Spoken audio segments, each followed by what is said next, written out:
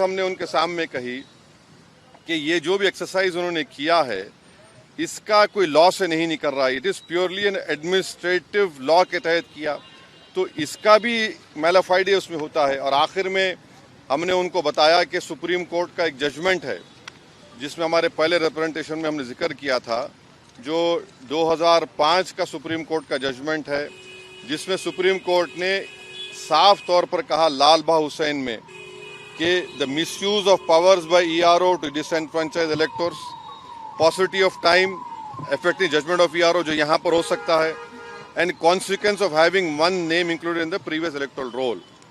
تو یہ سب باتیں ہم نے ECI کے سامنے رکھی ہیں، کیونکہ انہوں نے 3 ڈیٹس دیے، before 87, between 87 and 2004 and after 2004۔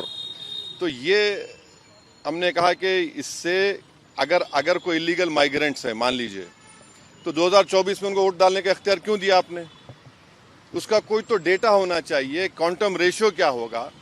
تو یہ سب باتیں ہم نے ECI کے سامنے رکھی۔ ہم نے ان سے بھی یہ ریکویسٹ کیا کہ خاص طور سے جو بہار کا فلڈ افیکٹڈ ایریا ہے وہاں کے ایڈمنسٹریشن کو آرڈر دیں کہ جو لوگ اپنے ڈاکومنٹس کے لیے اپلائی کر رہے ہیں ان کو فوراً دیں۔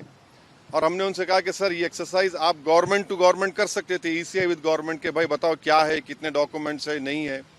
مگر میجر ریزن یہ ہے، میجر ہم کو جو لگتا ہے کہ جو بہار کے نوجوان باہر ہیں، چاہے ممبئی میں ہو، دلی میں ہو، ہریانہ میں ہو، پنجاب میں ہو، حیدرآباد میں ہو، ان کے لیے بڑی دقت پیش آئے گی، اور اگر نام ان کا نہیں آئے گا تو پھر ان کو ووٹ ڈالنے کا اختیار نہیں ملے گا۔ اور پھر یہ جو ایکسرسائز کو الیکشن کمیشن خود اپنے اس میں نوٹیفیکیشن میں کہہ رہا ہے کہ ERO اور ERO سٹیزن شپ ایکٹ 1955 میں کمپیٹنٹ اتھارٹی کو بول سکتا ہے۔